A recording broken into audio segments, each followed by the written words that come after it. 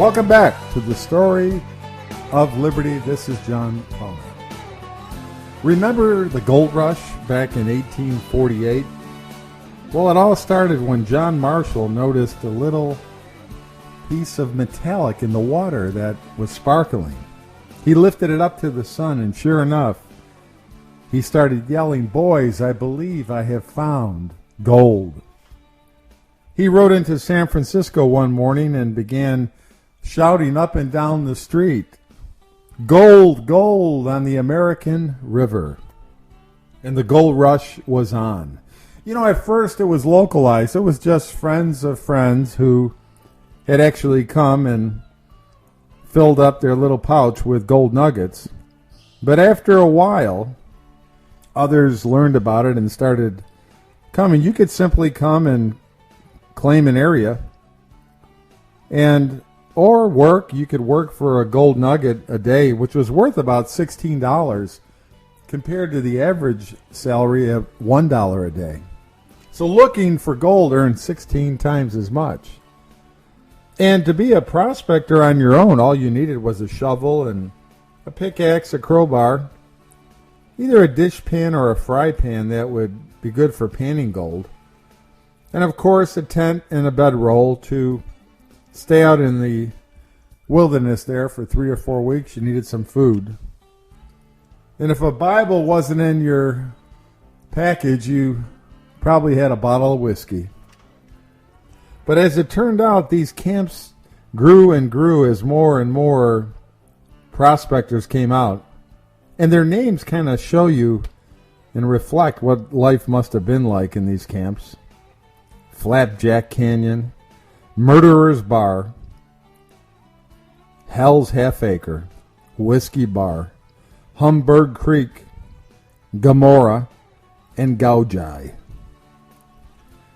Well, let's just say it may not have been principled, but there were enough Christian men there to keep things civilized. And eventually, the area grew and grew more and more. Well, eventually the word got out nationwide when Lieutenant Edward Beale, he returned to Washington. And this was the word of a career naval officer, so nobody doubted it. He had a little can of tea that contained 230 ounces of gold. And that day, for the first time, the Washington papers printed the headlines, "Gold in California." And the telegraph wires were humming.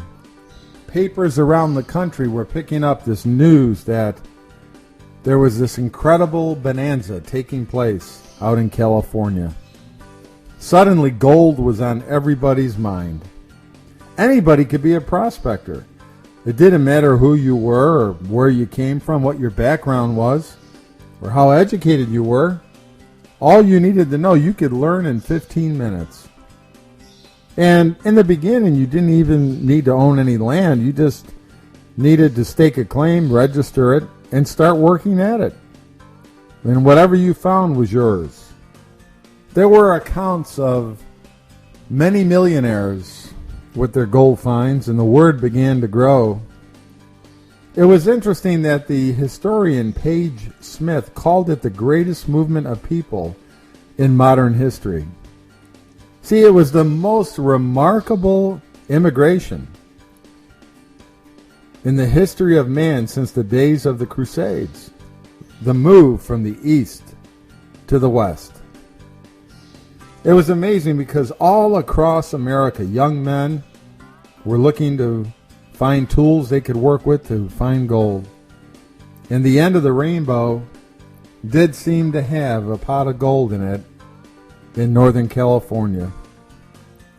But the truth is that this gold fever, it brought incalculable damage to the fabric of American families and society in general, because families were torn apart, neighborhoods were decimated, because men were just picking up, leaving their jobs, leaving their families, to go find their pot of gold. Well, the ministers of America began preaching out against the gold rush. They were trying to persuade husbands and fathers to stay home, take care of their families, and be happy with their jobs, and to resist the temptation to go become rich, because they had God-given responsibilities and obligations with their families at home. But a lot of men still went. And there were 3 ways to get out there. It was a long road, a long, hot road if you went at the wrong time of the year, or cold. You could hop on a boat and go around Cape Horn and up the Pacific coast to San Francisco. And that would take as little as 2 months. But it was very expensive. It could cost $1,000. And rounding the Horn was a very dangerous approach. You could literally spend weeks out there fighting the gale force winds. And a number of boats were never heard from again. Well, and the slowest way was overland, along the wagon trails, opened and guided by mountain men. And that was less expensive. That was about a third of the cost, of about $300. But it was very dangerous. And it could take 3 to 4 months. Well, the one thing in common to all of them was impatience. They wanted to get out there. Gold fever was contagious, and it caught man in its grip. You know, men could do crazy, terrible things, even risking his life, the lives of his family, or even taking another man's life. They were in a desperate hurry to go find their pot of gold. It was difficult no matter which way you went. Several hundred Americans were stranded in Panama City, watching their money run out as ship after ship refused passage. Hundreds of men had been lost in the treacherous seas around Cape Horn, and thousands upon thousands died on the trails and up in the high mountain passes. There were stories of the 49ers overworking their teams and watching them die off one by one. But there was no discouraging them. In fact, it gave lyrics to a song written by Stephen Foster. My banjo on my knee, I'm flying to Louisiana, my true love for to see. It rained all night the day I left, the weather it was dry. The sun so hot I'm so to live, Susanna, don't you cry. Oh, Susanna, oh, don't you cry for me. I come from Alabama with my banjo on my knee. Oh, Susanna, oh, don't you cry for me. I come from Alabama with my banjo on my knee. I jumped the boat. Remember that song? But anyway, that song came out of the gold rush. A number of new arrivals quickly concluded that significant money could be made in the local economy that supported the miners. So you could actually sell food, clothes, boots, and tools, horses, whatever they needed, and make a 50% profit. Lawyers used to brag how much money they charged their clients. Well, as time went on, as expected, the gold was getting harder and harder to find. The miners were digging deeper and deeper and smaller claims. And by the end of 1853, the fields were pretty much played out, and the 49ers returned home finally. All told, more than 300,000 men eventually joined this great movement westward. They say less than 1,000 actually struck it rich, though. But most enjoyed the experience. When one considers how the discovery of gold in California happened at this time, you think about the providence of God. Had it been found 3 years earlier, California was still the property of Mexico. That would have changed things. It would have meant a move of Mexicans north instead of Americans to the west. Had the discovery been 3 years later, California could have been embroiled in the slavery whirlpool and might not have become a state as quickly as it did. But it's interesting that perhaps the greatest significance of all of this California gold rush was that now the United States of America was geographically complete. Whether you think this was in the plan of God or not, it seems now that America had stretched from sea to shining sea.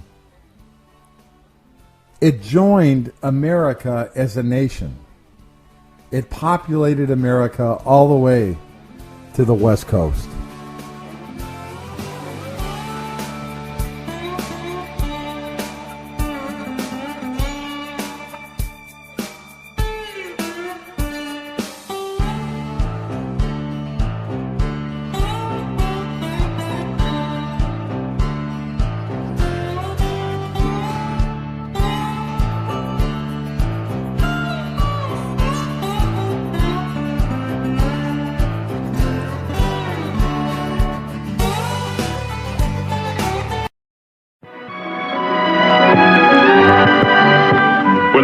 Pacific Road from the east through Pacific from the west, this northern empire of the Gold Gate was born. Spiked with solid California gold, it began to enrich the young and growing nation. Gold. In 1848, gold was the word for California. It lured men in an explosion of migration from the ends of the earth with pick, pan, long tom, and cradle. Gold was the key that unlocked the storehouse of wealth that lay behind the Sierran barrier. Miners burst open the mother lode from Mariposa to Coloma, seeking the golden fleece. James Marshall's lucky find in the tail race of John Sutter's new sawmill on the American River can still be measured in terms of the romance of the gold rush. In its old buildings, in its picturesque name, its ghost-haunted town.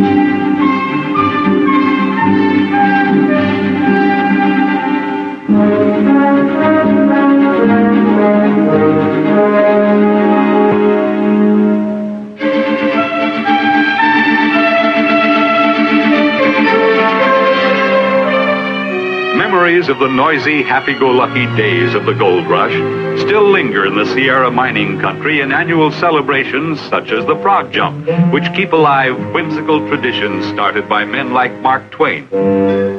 Each year at Angel's Camp, jumping frogs from everywhere are assembled to try to match the exploits of Mark Twain's champion, Daniel Webster.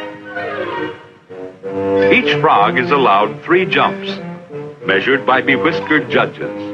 And sometimes it's a little difficult to tell the frog from his excited, over-enthusiastic owner. But these typical early American shenanigans are tempered by a quieter existence, brought long ago by the Spaniards to California's first capital at Monterey.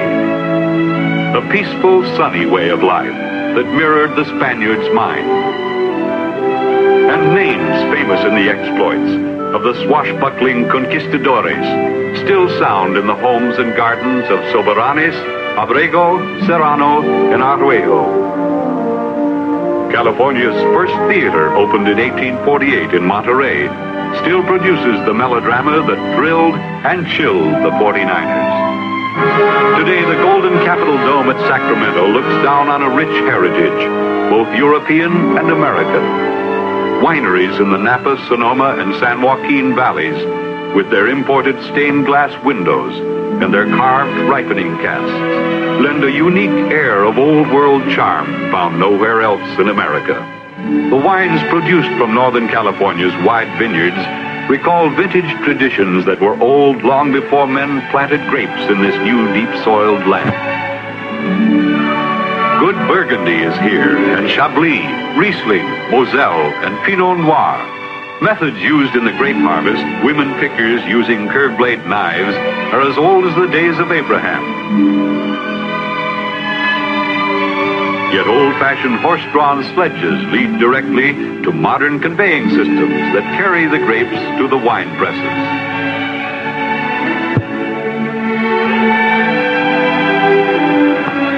Northern vineyards need only rainfall to water their vines.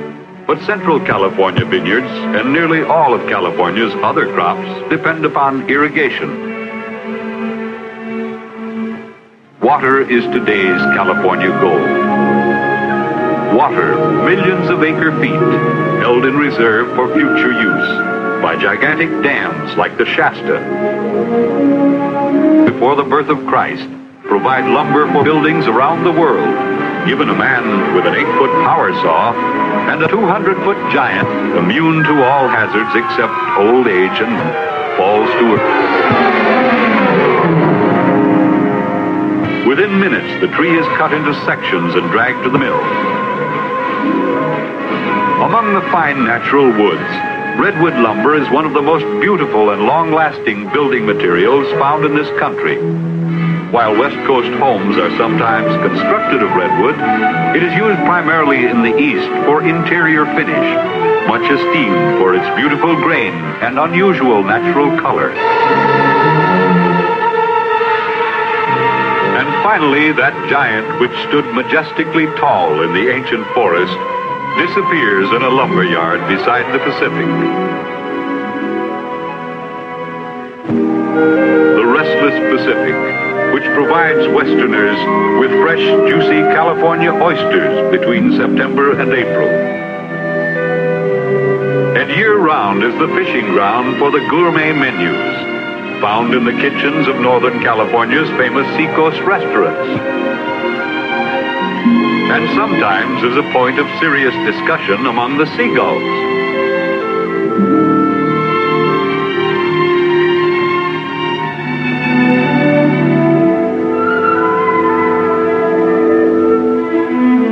Thousands of sport-loving Californians prefer to catch their own dinners. Here at the mouth of the Klamath River, when the salmon are running, the air is filled with the low mutter of idling outboard motors and the creak of oarlocks, as the sport fishermen try their luck against one of the fightingest fish in the sea. Luck that unfortunately doesn't hold in a rotten net. Oops!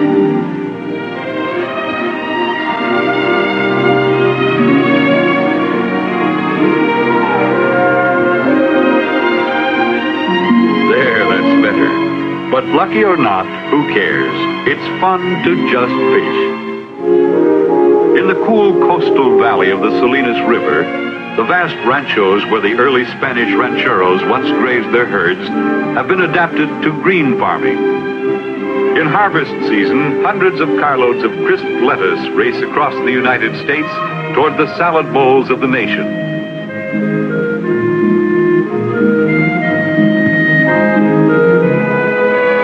Vegetables filled with California sunshine flourish astonishingly.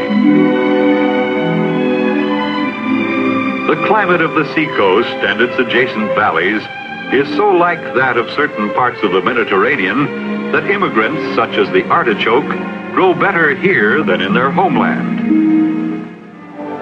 Inland, lying at the foot of the Great Sierras, is California's rice bowl of the Sacramento and San Joaquin valleys.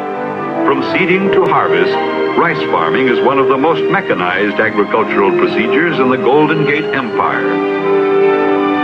A procedure that has enabled California to rank with the largest rice-producing states of the Union.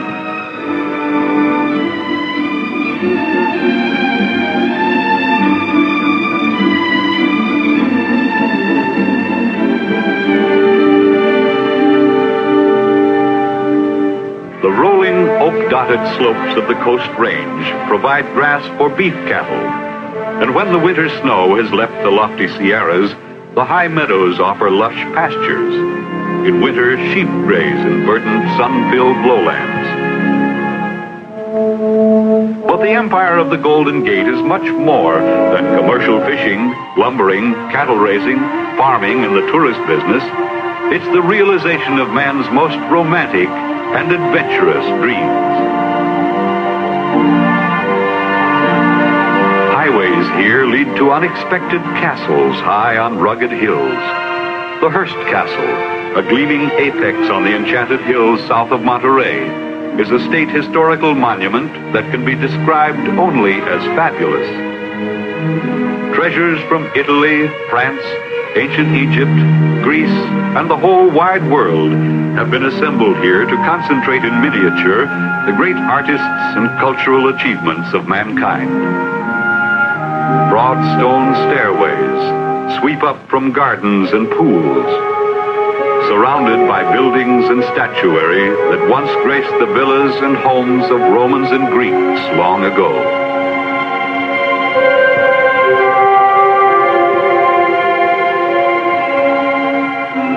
And from the enchanted hills, this magnificent monument looks down on the rugged shore of the blue Pacific. Some of the most spectacular scenery in the world is found where Northern California meets the sea.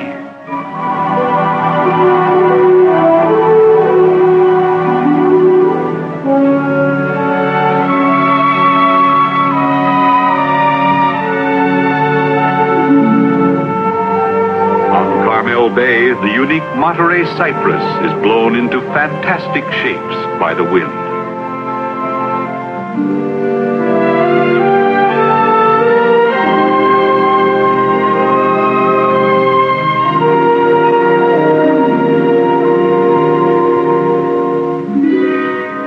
In the Monterey Big Sur area is found the playful sea otter, an animal not long ago believed extinct. And if wildflowers are your delight, spring from the Alpine Sierra to the roaring surf is a burst of glorious color.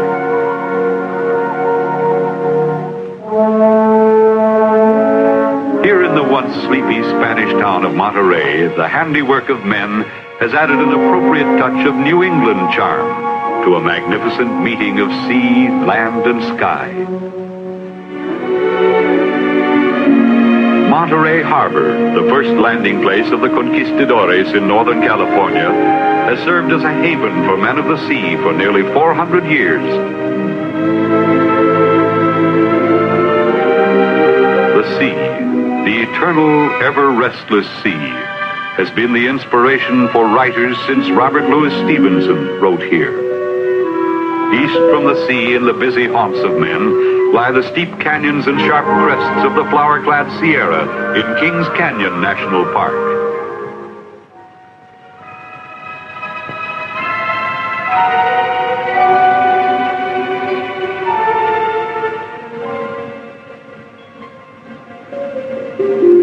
And only a few miles from the towering ramparts of Kings Canyon, hidden in the cathedral-like fastnesses of Sequoia National Park, is the quiet land of the big trees, the sequoias, including the champion of them all, the General Sherman tree, the largest tree on Earth, and possibly the oldest living thing in all the world.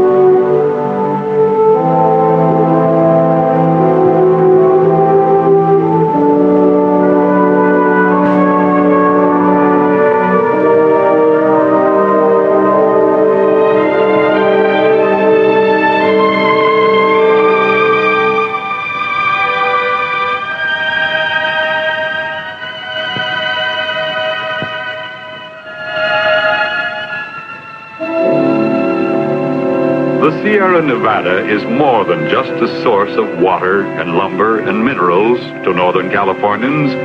It is also their playground. In the hundreds of streams and lakes of this alpine wonderland, vacationers find sport and relaxation. The gradual uptilt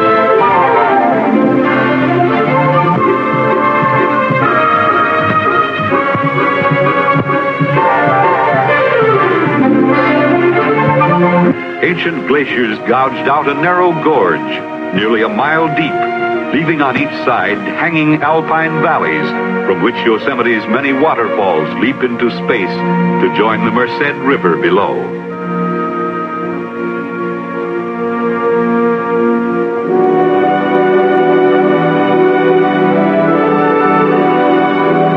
Nevada Falls,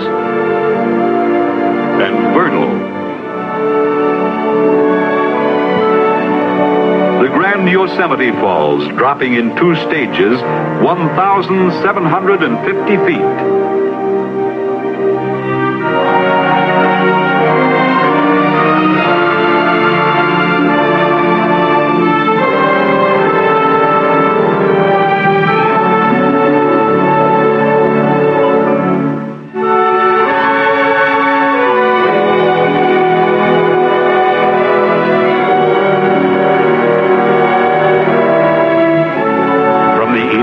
Snow and ice of the towering granite peaks, over the sheer falls, and through the peaceful valleys, the water returns to the sea.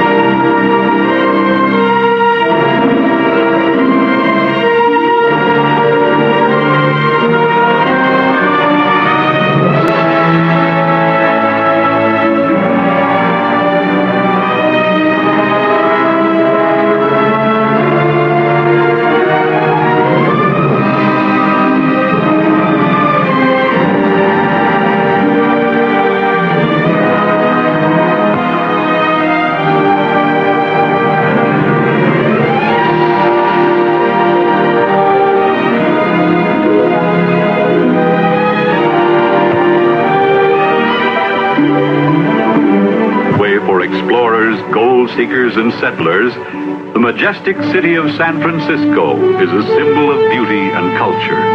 San Francisco, youngest of the world's renowned cities, ranking with New York, Paris, and London. Exciting, vital, gracious, and rich, it is the goal of travelers, gourmets, and merchants from every continent. A big Japanese maru booming for the Golden Gate, outbound for Tokyo or Yokohama. And the luxury passenger ship Lurline, loading for a leisurely voyage to Hawaii. Ships from the east and west trade here. From the spice islands of the Indies to the industrial centers of today's Europe. Freighters from the Pacific Islands, Java, Singapore, Tahiti, and Fiji. From South America. The whole world plies the Golden Gate. A world served not too long ago by sailing ships, like the old Bauklutha. Steel ships and American products. These are the ambassadors of goodwill from San Francisco to the rest of the world. Exotic products from foreign lands bring San Francisco a closer appreciation and understanding of her neighbors. Distances from faraway mysterious ports, once measured in terms of weeks and months in the days of sail, are now reduced to days. Perishable products, once the delight only of the world traveler, are now common on the tables of America, thanks to modern handling and controlled temperature-refrigerated fast rail transportation. Now, if San Francisco should want additional praise as a great world port, the nearest Navy man will grin and tell you it's traditionally the best all-out liberty port on the 7 seas, or any other place you might care to name. Here on the waterfront, San Francisco's colorful tradition is perhaps best known to the traveler at Fisherman's Wharf, where seafood is caught and cooked by the sons of fishermen's sons. Sidewalk merchants cater to tastes ranging from abalone to squid, or a piece of crisp bass, or freshly cooked crab, hot from a steaming pot, or a giant spiny lobster late of the icy Pacific. The people of the Golden Gate Empire, from Monterey to Smith River, affectionately call San Francisco the city with a capital C. And they have good reason to love this many-faceted, vibrant, cosmopolitan city. Set like a jewel on 7 hills by the bay, Bordered on three sides by blue water, it is reminiscent of an isle in the Aegean, and its climate is Mediterranean too. But mainly it is San Francisco. Attached houses like these in the Sunset District are typical. Downtown, the city exhibits a cyclorama of architectural styles. City Hall and the Federal Reserve Bank, whose tall Greek columns flank lower Sacramento Street, to modern American office buildings.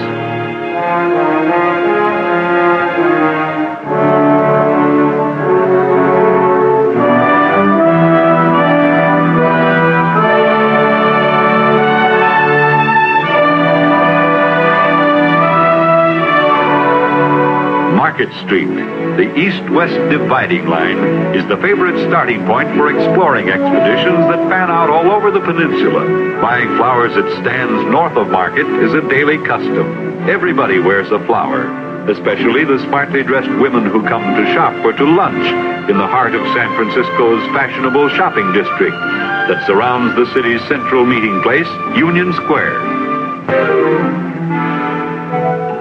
And what other city can boast this unique form of transportation, the cable car?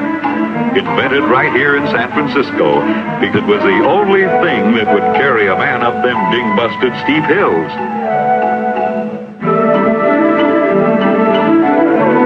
And everybody gets off to help turn the darn thing around.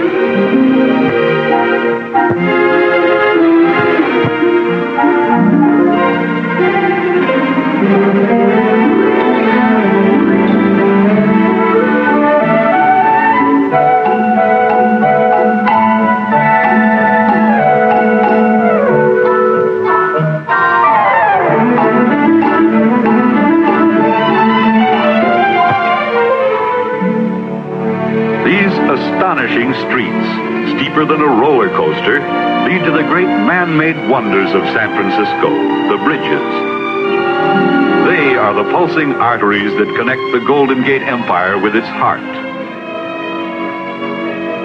The San Francisco-Oakland Bay Bridge carries all highway traffic from Oakland, Berkeley, and beyond, from Sacramento, the Gold Country, and the Sierra.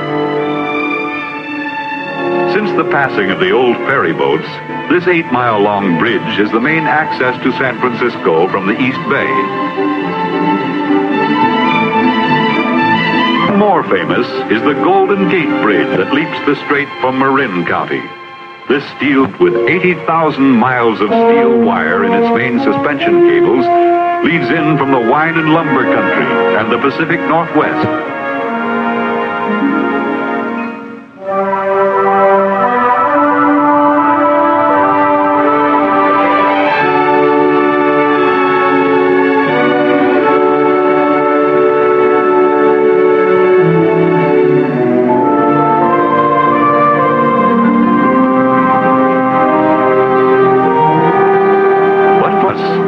The bridges are spectacular gateways to unusual sights and color and excitement. Where but in San Francisco's Chinatown could you find old jade carvings being sold next door to lychee nut milkshakes?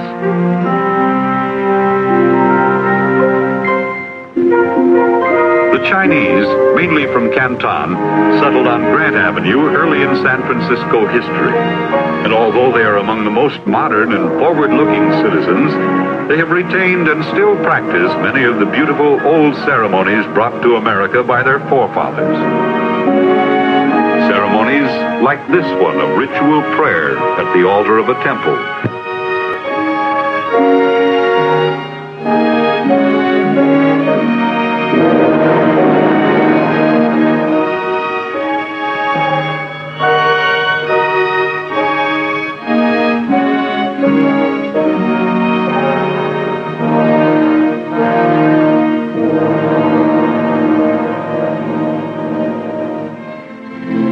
Some of the fondest memories of the city recall San Francisco at night after the skyline has been painted gold by a Pacific sunset.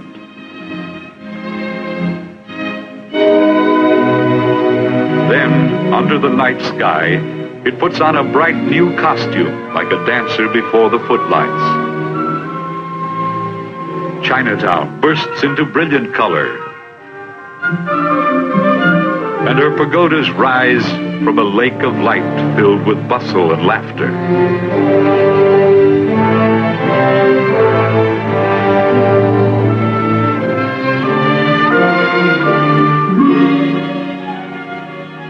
Fisherman's Wharf is ready to serve its discriminating diners until the small hours of the morning. And San Franciscans, to whom good food is a part of good living, congregate in the city's famous restaurants.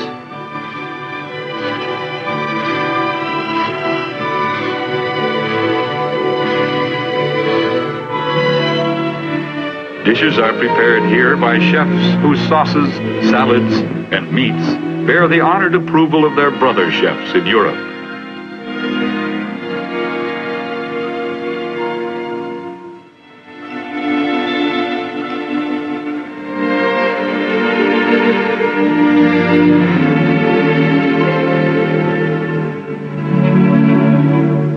San Francisco, youngest of the renowned cities, of world reputation, stamped with a mixed culture from both east and west, and bearing on her 7 hills the ultimate of charm and beauty.